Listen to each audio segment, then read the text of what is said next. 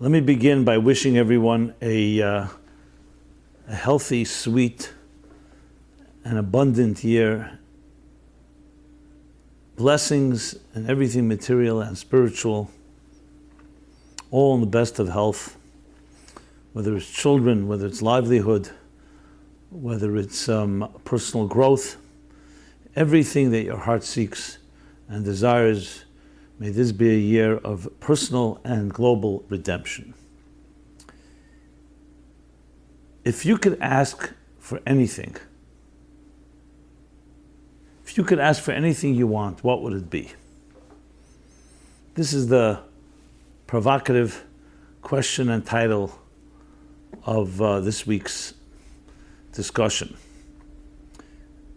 And it comes specifically in this time period, because that's exactly what this time is meant to serve as an ability and a challenge to us, to actually look inside our hearts and souls, what it is that we truly seek, what it is that we truly want.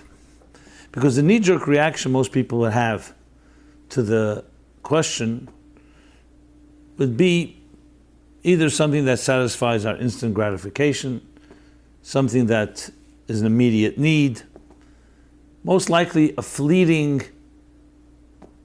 symptomatic request based on the circumstances of that moment. But I ask you to think about the question, to deliberate on it, to give it some serious thought. And upon deeper reflection, there's no doubt that you'll recognize that the key to answering the question is really to looking at what really matters. What is a core essential issue as opposed to a superficial one? So again, the question is, if you can have anything you want, what would it be? If you could ask for anything you want, what would it be? There's a classic story, analogy, given about a person, an individual, who was very successful, a very God-fearing, a very fine, refined person with a beautiful family.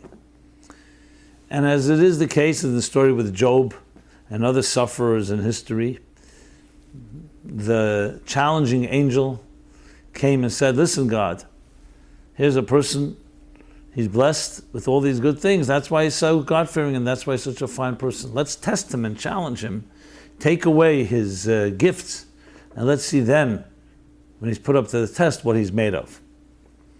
And so indeed that happens. Everything is taken away from him. His wealth, his family, his health. And the only thing he's left with is his own body. And even then, he's struck with a leprosy, with a terrible itch all over his body. Long story short, finally there's a voice of mercy in heaven that says, you know what? You've suffered enough. Let us grant him one request. And a voice comes to him and says, ask for anything you want and you will be granted that request. At that precise moment, this individual had a terrible itch on his back. You know those itches that you really like, it completely consumes you. So at that moment, what did he ask for? He asked for a back scratcher, for a shard, to be able to reach the scratch so he can, to reach the itch so he can scratch it. And his request was granted, of course. This is what usually happens with us when someone says, ask for something. We don't think long term, we don't think the big picture, we think what is it that we immediately need? And immediate doesn't always mean this moment, it means where's our head at? And most people would answer, give me a lot of money. Give me a lot of possessions. Some type of material request that, if you think about it, is not going to last long, and you've already given up your request. So we are challenged when a question like that is posed to us to determine what is it that we really stand for, and what is it that we really want. If you can ask for anything you want, what would it be? So of course, once this introduction is stated, most people would say, okay, then I'll ask for something that's not so immediate, something a little more permanent. What could that be? Many people would say happiness. But happiness is a result of something. If you were just given a gift called happiness, how could you sustain it? Good, you can ask for a happy disposition. That is definitely a very good request, and would probably go up there as one very, very legitimate type of request. But obviously, I'm not coming away here with giving you one answer. The challenge here is that you should find the answer for yourself. Obviously, I will discuss this more at length, but the real key goal here, the real objective here, is that you should think about it in that context. The fact remains, as statistics show, and many studies show, if someone is offered $100,000 over the next 5 years, or $10,000 right now, meaning it won't be paid out over 5 years, they will request for the immediate. Even though it's $90,000 more, but it's down the road. There's something about the compelling here and now that consumes us. And that's why we can spend millions, if not billions, if not trillions of dollars on what? On a thing like food, which lasts seconds. The taste of a good food lasts seconds before it becomes mush, and it's an equalizer. Any food going into your mouth becomes the same type of mush that gets digested. And yet, what will we do for that moment? And the same thing with other pleasures. I just use that as an example. So as much as our minds and our cognitive skills, cognitive faculties tell us that there's more to life than the immediate, that is what we gravitate to, because that's what we're accustomed to. So in a way you can say that a human being really is made up of like two parts. There's a part of us that is the survivor, and therefore looks and seeks things that are going to be necessary for your particular survival. Person's need of oxygen, air to breathe, food and drink to consume, a home to live in, shelter, clothing and garments to protect ourselves. So these are all needs, and they're very important needs, especially when a person is in a dangerous situation or subject to exposed and vulnerable to the elements. We definitely need these elements, and they become the most. We need these so-called resources that provide us the protection, the shelter, the sustenance necessary. When it comes to transcendent things, many people would say it's very beautiful to have a transcendent experience, but it's not a necessity. I can live without it. I can't live without oxygen. I can't live without food and drink. I can't live without a home. I can't live without clothing and other items. There are luxuries, but there are necessities. So when we say, if you could ask for anything, make sure our necessities are there. However, necessities is about surviving, and yes, it's true, keep you alive, you need these elements. But what really makes a human being is more than just the survivor, is that we indeed seek out things that are more transcendent. So we really have a conflict. If you think about it, it's a conflict between these two voices. I've spoken about this many times in the context of like the example, the analogy of the flame and the wick. When you look at a flame and a wick, you have the closest approximation to the struggle and the battle between the tug of material life and the gravitational pull that draws us down like the wick, and the transcendent voice, the restless transcendent voice of the spirit and the soul that licks the air, that wants to go upward, that expires. And there's a struggle. If you look closely at a flame, you'll see the flame struggles with the wick. The flame wants to continue to rise, but the wick, in a sense, is telling it, stay here, stay grounded. This is an analogy for our body and soul. It's an analogy for our material needs and our spiritual needs. And for a person to be complete, it's not just enough to feed our bodies, we also need to feed our souls. But how do you feed your soul? The soul is not sustained by food and water. The soul is not sustained by oxygen or garments or shelter. The soul is sustained by spiritual activities, by spiritual energy. And when you have the soul nourished, that's when you really have the complete picture of a human being in ability to really reach the highest places one can reach. So to give the first level of this answer would be essentially that if you were able to ask for anything, what would it be? Would be ask for the eternal. Don't ask for the temporary, because the temporary comes and goes, and you'll need to ask again. Ask for the eternal, you get the eternal, then you have the foundation upon which you can build everything. It's interesting, when King Solomon was granted that, was offered that he can ask for anything, what did he ask for? Not wealth, not territory, not many other of the items that a king would want to have. He asked for wisdom. And with explanation, because if you have wisdom, you'll know how to ask for everything else, you'll know how to gain everything else. And he was granted the wisdom. So that definitely fits into the answer to ask for the wisdom to know what to ask for, the wisdom to know how to acquire things that you need and beyond what you need. But I want to take it even a level further. One of the Psalms that we say, beginning in the beginning of Elul, if you follow the 60-day book, you'll know that every day is a workbook that goes from the month of Elul, which was the preceding month, the 30 days that prepare us for Rosh Hashanah, Yom Kippur, and we'll continue the next 30 days of the month of Tishrei, the Hebrew month of Tishrei. So beginning of Elul, there's a verse, Psalm 27, that we all say every day. And this is said throughout the holiday season, all the way till Hoshana Rabbah. And in the beginning, the verse, the Psalm begins, L'David Hashem Eri, V'yishim emi ira. Let's translate it. L'David, by David, the Lord is my light and my salvation. Whom shall I fear? And then he continues, and I'll just translate. The Lord is the strength of my life. Whom shall I dread? When evildoers approach me to devour my flesh, my oppressors and my foes, they stumbled and fell. If an army were to beleaguer me, my heart would not fear. If war were to arise against me in this, I trust. And then continues, and this is the key verse I want to say.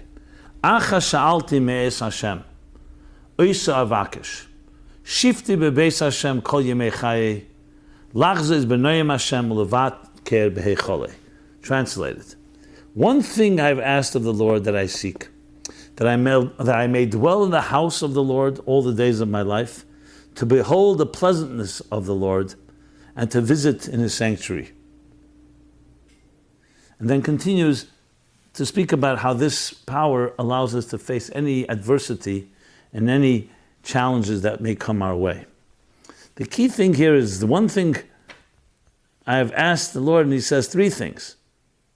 This I seek, that I may dwell in the house of the Lord all the days of my life, that I may behold his pleasantness, and that I may visit his sanctuary. What is the difference between these three expressions, and what in general does it mean, one thing I ask? Well, above all, it comes to tell us where true confidence and security comes from. And let's talk about that, confidence and security. Ironic to me, always whenever I think of financial securities, they call it security. The prudential rock. Security, meaning build your secure nest egg, which is your finances, so you'll have enough in your retirement, you'll have enough to live by. It's a fundamental principle in Western society and Western civilization. But think about it. Can something that itself is not permanent give you security?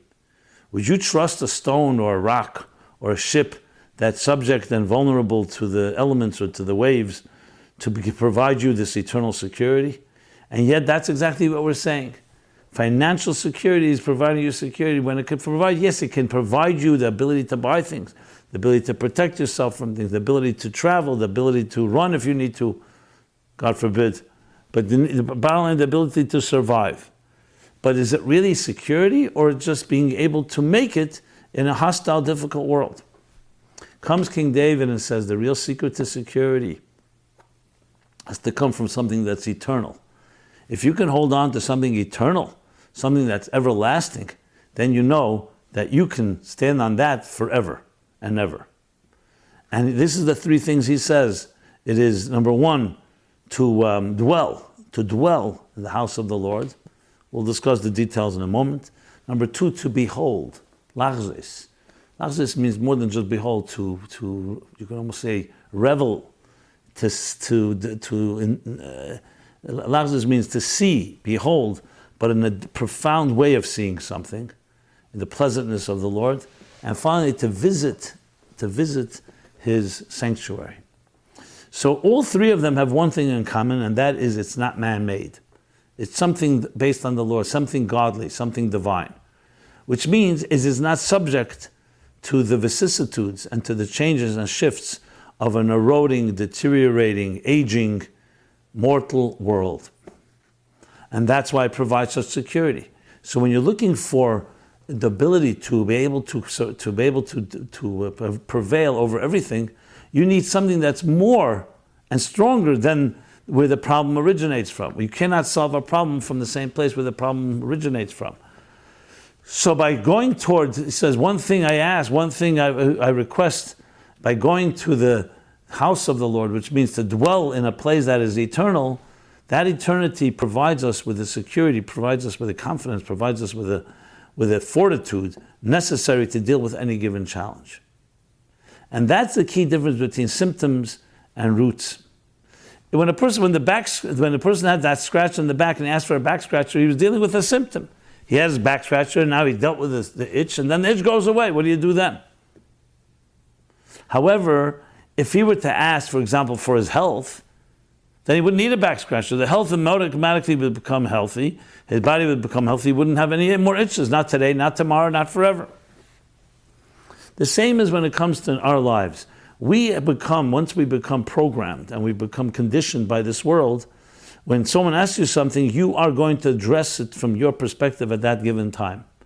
To be able to step back and say, 1 second, let me take a bird's eye view and determine whether really that's what I really need right now is very rare and very difficult to do.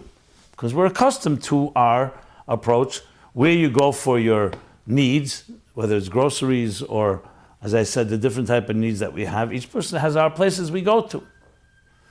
But comes a time of the year like now, when the new cycle of energy, the new cycle of life begins with the beginning of the year, Rosh Hashanah, and leading up to the holy days of Yom Kippur, when we reach the essence of all of reality.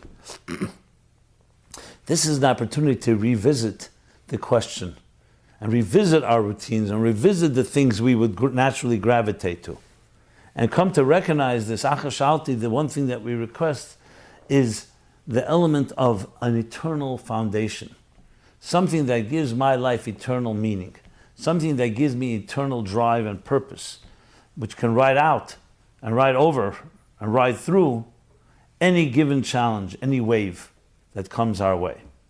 And there are three expressions: the dwell, the beholding, and the visiting. What is the difference between the three? So to dwell means where a person dwells in something. It means like a dwelling, a home. You enter into it internally. This becomes your place, your domain. Dwell is more than just visiting. It's something temporary. It's dwelling. It's a dwelling place. But where we're not dwelling in a physical home, we're dwelling in the house of the Lord, which means, essentially, of course, it means the temple, the holy temple.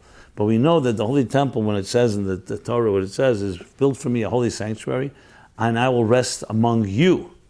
So the real temple is the temple that is each one of our bodies, each one of our organs, each one of our limbs and faculties, and we turn that into a dwelling place for what? Not for temporary materialism, but for eternal divinity. Not for short-lived or short-term gains, but for long-term and even eternal values. So if you were this question, you can ask for everything you want. What would you ask? What would it be? Think about it. Again, most people, as I said, would gravitate to money or other material things. But what we really should be gravitating to is the eternal, which automatically brings everything else. So dwell. The first thing is dwell in the sanctuary. The next is to behold. Behold is not dwelling. Behold is looking at something beautiful, a beautiful sight. What is that in this context? We have different senses. One of the most powerful, and maybe the most powerful sense, is vision. Vision captures something like sound cannot capture, and the other senses we have, taste, touch, and smell, do not capture, because there's something, a truth, a resonating truth, that when you see something. Now it's interesting, you can see something you don't understand. You can also see something you don't dwell in. you're seeing it like from a distance or from close up. But what seeing does, it creates a type of resonance of truth of that thing that you're seeing. When you dwell on something, you're there, you're in it. You're in the moment, you're in the zone, you're in the space. When you behold something in lachzes, which is more than just behold, it means a deep type of look. You take a very deep peek, a very deep vision in whatever it is that come your way. That creates a connection to something that's beyond our structures. It's not dwelling, it's not a dwelling place, it's a vision, it's a beholding. And that's the second element of the transcendence that allows us to get beyond the here and now, and becomes part of that, answering that question, what would you ask for? And then finally, there's the third thing, which is visiting your sanctuary. And you could say, one second, didn't we just say dwelling in the house of the Lord, and now we're saying visiting? Visiting suggests not permanent, it's a visitor, a passing through. And in that sense, it seems to be a contradiction. But the key word is hechole, your sanctuary. Earlier it says in the house of the Lord is the general temple, which was built like a microcosm of the human being. As Nachmanides and the Shalah and Rabbi Bachai and others have already enumerated how each one of the limbs and organs of a human being reflect in the temple. And that's why there's a book called Torah Se'ela from the Ramah, Ramoshe Isserlish. Ramah was called the Mappa, like the tablecloth of the Shulchan Aruch, of the Code of Jewish Law.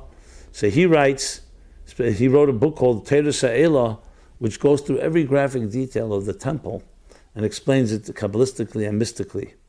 So it's not just a technicality, it's very much a fundamental part of our structure, just like the human body has a mind, and we have a heart, and we have legs, which is essentially the cognitive, the emotional, and we'll call it the practical, the faculties.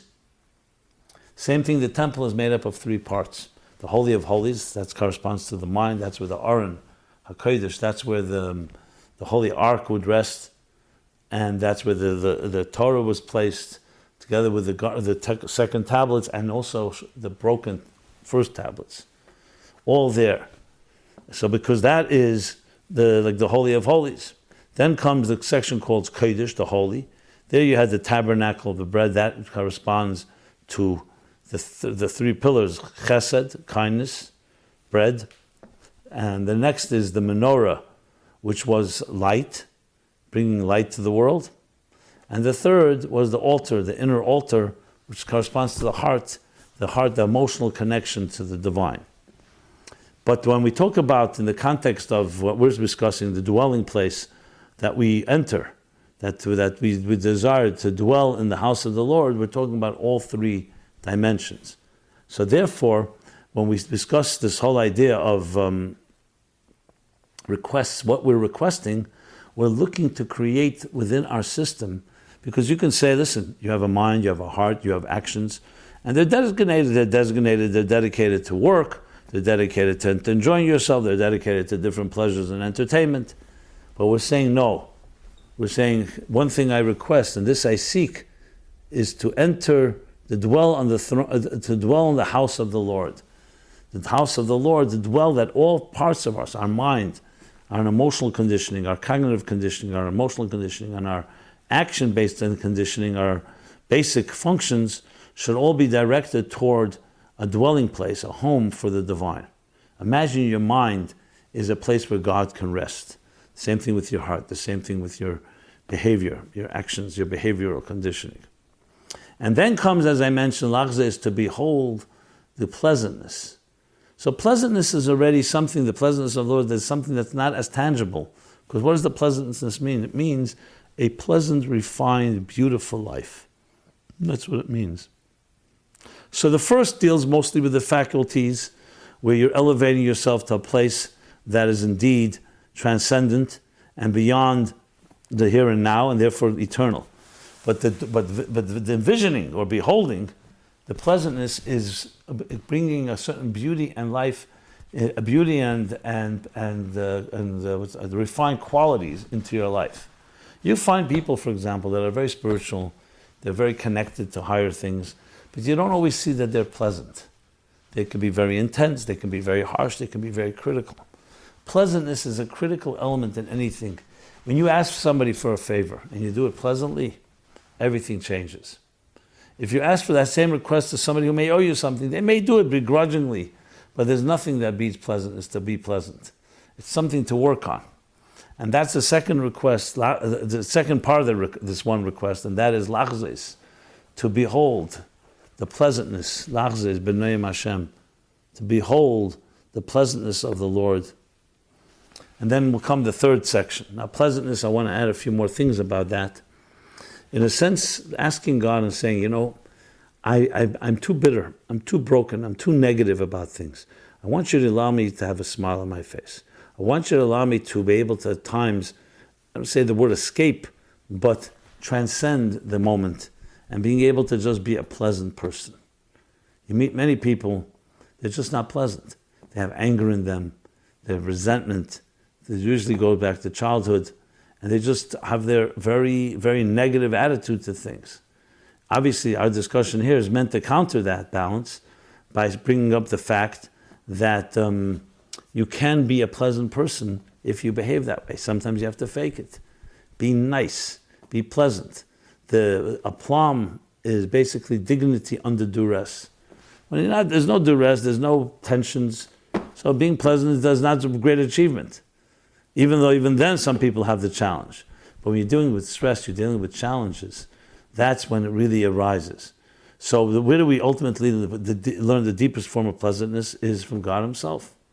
That's why the pleasantness in the ways, expression is the pleasantness, to behold the pleasantness of the Lord, which is lachzes b'noyim Hashem. Noyim is also sweetness. And you're beholding it, you're perceiving it, you're relating to it, and you're, of course, yearning for it. Then comes finally the third part, where he says, that it's to visit his sanctuary. Now, we're not talking about no longer, before it was spoke about the house of the Lord, the general house, as I said, the mind, the emotions, and the behavioral.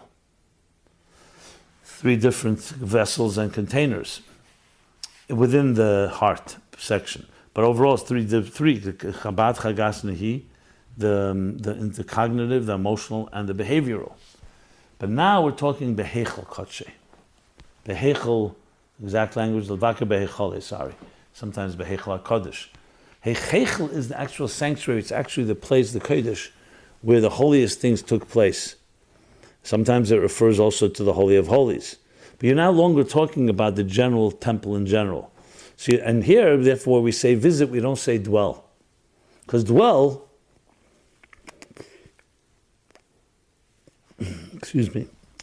indicates a permanence, a dwelling place, a dira. Levaka means to visit. And visiting indicates that this is something where we can't really dwell in because it's beyond us. You can visit it, you can watch it, you can learn from it, but you really cannot, you cannot internalize it and make it part of your home. It always remains something beyond you. That's why you're visiting it. So there goes the three different expressions. All are meant to answer this question. If you were able to ask for anything, what would it be? It would be these three elements: to dwell in the house of the Lord, to behold His pleasantness, and finally to visit the Heichel. So dwell, behold, or see, and visit is basically three dimensions of every real experience. So in that sense, what you have here is direct verse that we say these days, and if we said it and took it to heart, it would actually be the key to the salvation of our personal lives and our collective lives, as Maimonides explains in these chapters, that B'Sev Galusan, the end of exile, we're promised, the Torah promises, that every Jew will do tshuva, and they will immediately go into redemption. Well, how could it be immediate? What about all the challenges around the world? Because remember, we are midgets that stand on the shoulders of giants. So whatever was accomplished, we can only accumulate and build from there, grow further. That's why it goes into that element that it prepares us for whatever this holiday brings. Now, I know that many of us have different challenges, and it sounds very nice to be able to speak and sit here and speak about these higher experiences. But how do I deal with it? I basically I'm worn down. I'm challenged by so many different elements, family members or other work, just preparing the meals and so on. And he's telling me all these ideas about transcendence and about getting beyond your needs and going into a world that is a world of the soul or the eternal instead of the temporary. So it's a message, but how long can you study this and discuss it again and again? Well, the answer, my friends, is it's never enough, because we're dealing with a real struggle. We're dealing with a real challenge. First of all, many people won't even embrace or acknowledge anything I've said here, because they'll say, what are you talking about? The creation of 5,778, that's just around the corner. And Darwin proved that species have been evolving, as if that's a contradiction. I never understood the contradiction. But bottom line is, don't tell us what to do. Exact opposite of the Torah that says, because you study this universe and you've seen its beauty, you've seen its science, now you understand to appreciate what I ask you to do. That doesn't exist in the Iranian system. It doesn't exist, that concept. So how do you get them to rattle the tree, so to speak? How do you get someone to, in that state of mind, to be able to transcend and get to a place where you go to a higher place than just your own survival? Well, that's why we go into our souls. And there's an expression in the Zohar that says, when your soul is more powerful, your body is weaker. When your body is more powerful, your soul is weaker. Now, this should not be misunderstood as being, God forbid, a person's health or a person's physical strength is a contradiction to spiritual growth. It means that when you indulge, and you indulge in your needs, and you indulge in your material survival, then it distracts you from what you need to be doing in reaching a higher place. And the same thing, the opposite. When you're strong in the transcendent dimension, it automatically weakens the hold of materialism in our lives. But this comes to the key point that is critical in mystical, Jewish mystical thought. In some schools of mysticism, the key is reaching transcendence, spirituality, and ignoring and rejecting the body and its limitations. In Judaism, we don't say that. We say that the spirit and the matter and spirit are equally distant from the divine. They're equally distant.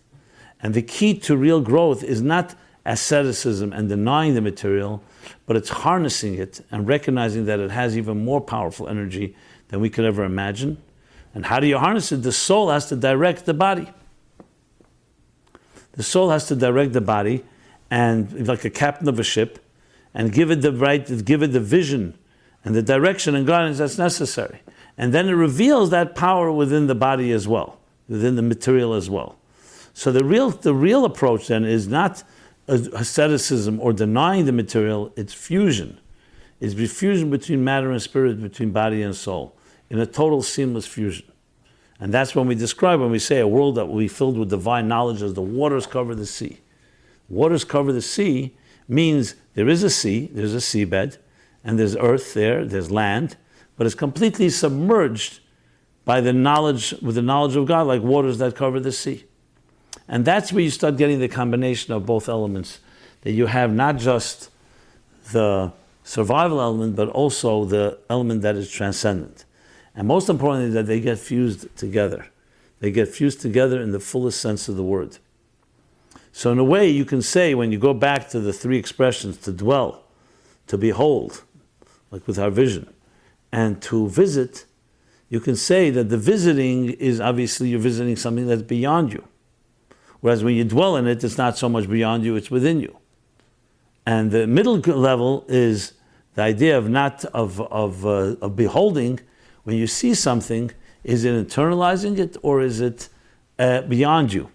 To use the language of Kabbalah and Hasidic thought, that we have transcendent experience like a makif that surrounds us, and then we have internal experience that imbue and that are immanent and are internalized within us, internalized. So when you think of it, dwell is an internal thing. Visiting is an external thing, external meaning it's transcendent, because you can't own it, you can't dwell in it, but you visit it. And the way you could say in between is the concept of beholding with your eyes. Because when you look at something, on one hand, it's not internal. You look at it, you're seeing the reflection of the light on the item, and that in turn reflects back to you so you can recognize what it is. It's really more or less light energy. That's what vision is all about. On the other hand, you can be affected by something that you see visually that can totally transform you. That's the power of vision. Hearing something has a certain depth and power to it, but at the end of the day, it does not have that same element of resonance. When you see something, it can hypnotize you. It consumes you. Listening, you listen piece by piece by piece. A vision, you may not understand, you may not be able to listen to it, but you can experience it in a very powerful way because the concentration of the transcendent energy is entering the immanent reality. So in that sense, in that sense, you're having like an in-between. So you have transcendence completely, that is the visiting in the sanctuary. You have immanent energy, which is dwelling in the house of the Lord. All of my days, focus on days as in time and space with the structure of days. And then you have the in-between level, which is essentially the visualization or beholding, lachzes, b'nei Hashem, the pleasantness of God, where on one hand it's seeing it, on the other hand it affects you deeply because it can resonate. It's not just a superficial sight. So there you have three elements in addressing what transcendence truly is. Now for each one of us, we all have our challenges and each one of us has our difficulties. And it's very difficult, as I said before, to get out of your routine. Your routine, someone will say, okay, let's start meditating on Moda'ani or on Biyot Chav Keduchi or other prayers, or even this one, the David Hashem Eri, where we talk about the one request and the three dimensions about dwelling, beholding, and visiting. But the fact of the matter is, we have our real challenges on a very basic level. So the point here is not to overwhelm us with a whole new perspective, but rather just to put that focus of what really matters. And it would be an excellent exercise for each of us to try this out with your homes. Ask your wife or your husband, your spouse. Ask your friends, ask your children, ask your grandchildren. As we go to Yom Kippur, ask them, if you were to ask for anything, what would it be? And provoke this question, this compelling question of determining what is important. You'll be surprised how people will answer superficial answers time and again, because it's obviously a question that can't be answered lightly. You have to think about it if you're going to answer with integrity, and it's challenging. And it's challenging to the point that it could actually create even disagreements. But yet, it's a light at the end of the tunnel. It's good disagreements because it will lead us to really recalibrating, or I would say revisiting our mission and our calling in this world. And that's, of course, the key objective as we stand in this period in time. Because if you think of it like an analogy, and I've shared this analogy based on the Hasidic writings of the Mittler Rebbe, the second Chabad Rebbe, where he uses the expression, the analogy that these 10 days between Rosh Hashanah and Yom Kippur are like Kiruv, Dirsh Hashem b'matzu karuv b'yesei karuv. Beseech, call out to God when He is to be found, and karuah, and call out, Dirshu, which means beseech God when He is to be found, and call out to God when He's close. So the obvious question, what do you mean God is always equally close to us? There's no such thing as being on a higher level, you're closer to Him. In many ways, we're even closer because the real purpose of it all is not, as he says in Tanya in chapter 36, is Hoyel Lahem Yeridim, the higher worlds cannot be the purpose because they're a descent from even higher worlds than them. So you have to say the purpose is a place where you don't have any qualities at all. And that's the ultimate goal, that to reach a place like that. So even in all the days of my life, to reach a place to create a dwelling place. But we also want to be able to have an experience that is also transcendent. So pose this question to your family. Have your children answer. Give them an incentive. Give them a holiday gift or prize or an award. And if we did something like this, all of us, it would just, if nothing else, reframe our questions and our priorities in life. You'd be surprised how many people's priorities have nothing to do with anything eternal. They're all temporary, they're all childish, essentially. So it's one thing a newborn, one thing in early formative years. But as they grow, how we train them in that regard is going to determine how they answer this question, that if you can ask for anything, what would it be?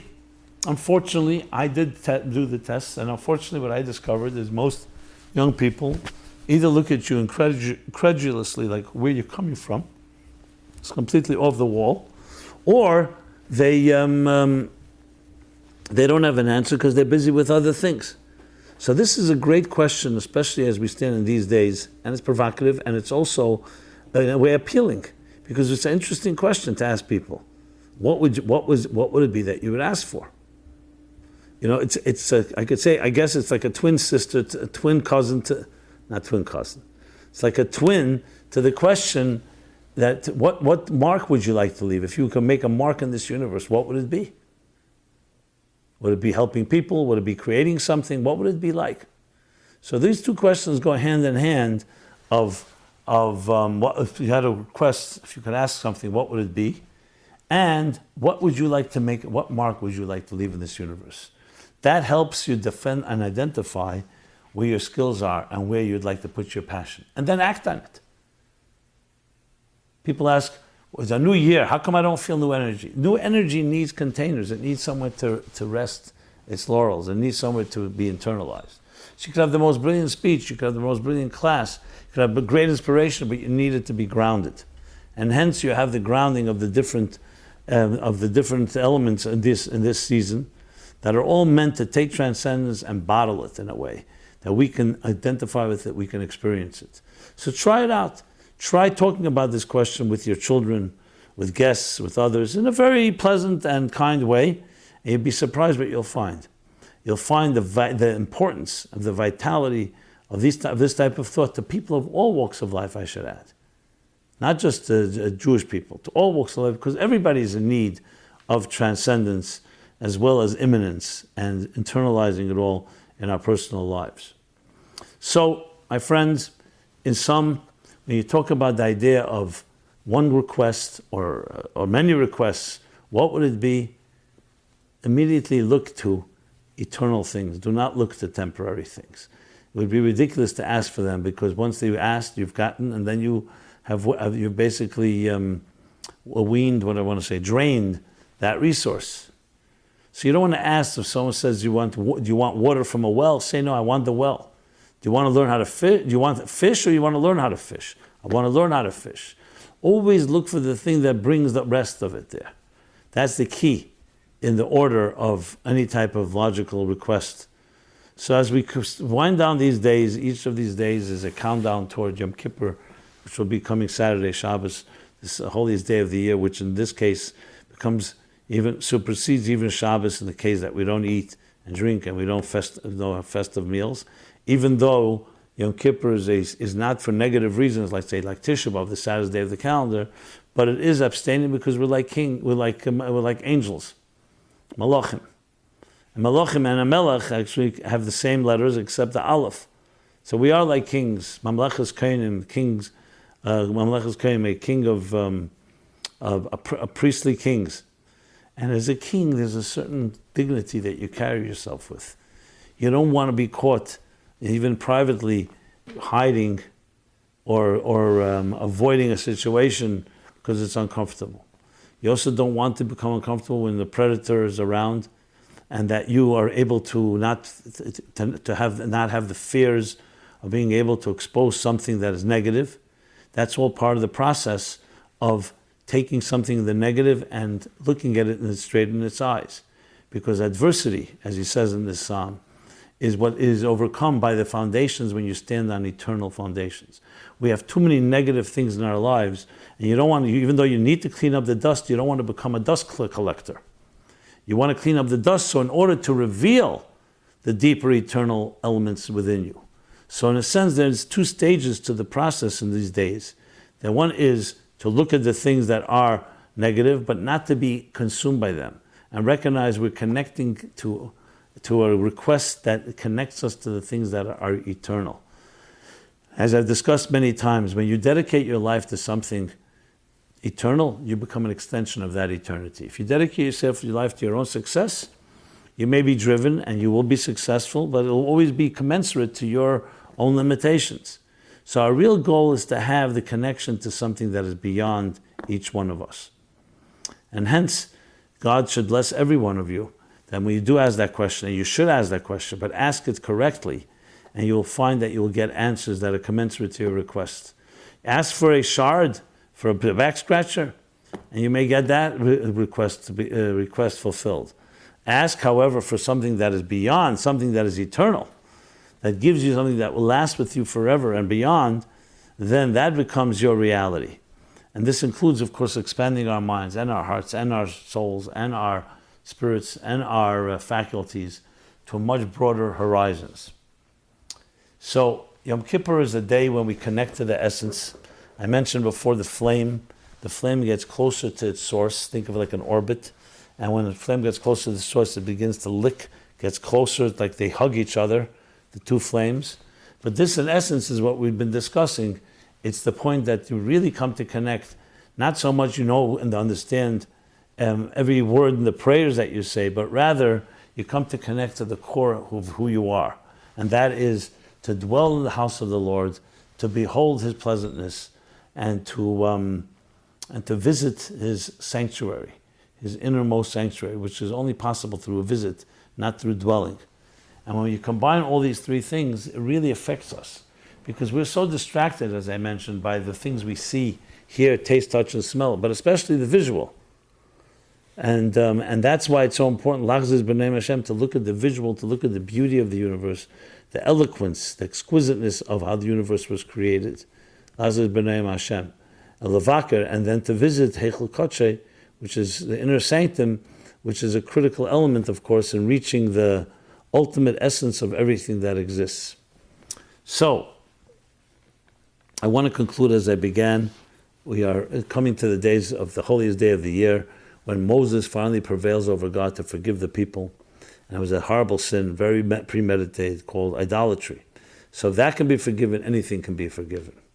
So may we all do our part in gaining this forgiveness. Forgiveness can be on something negative. It could also be on not doing as much as you should be doing. That's all. You could have reached more, and you haven't, so that time is not fully used. So we should actually use this time to correct all that by being introspective and honest, and also look into our children to see what we can do to inspire them, each according to Chanech Onar al Pidarke, each according to his or her way. And that is a key element. I'm not looking to convert anybody. We're looking to help people that recognize what is their core connection and their core essence of what is really like. As I discussed last week, the Michelangelo statement that we all have the angels trapped in the marble within us. So we don't have to go look for it. We have to carve and set her free. That is the angel. But it's there. You have everything you need to live the happiest possible life. Everything you need to be able to fulfill and actualize your great potential. And everything you need to connect with others as well as with God in building a foundational element, an eternal foundational security that can not just withstand storms, it transcends every change and every vicissitude and every mood, and allows us to connect to that which is beyond all these fluctuating changes in our reality.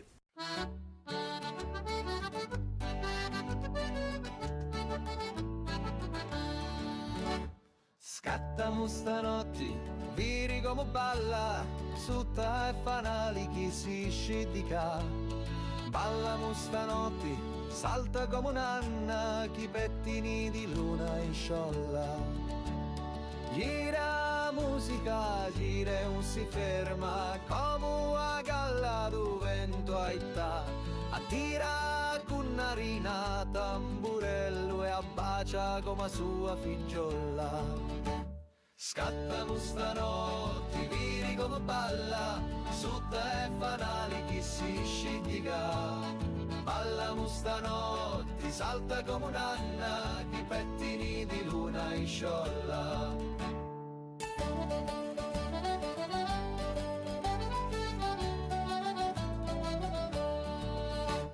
Sinni e Tunu, i voti si danno, Tuna poco gli putia, sin da affettunu i cappotti russi e si ricordano da notti buona.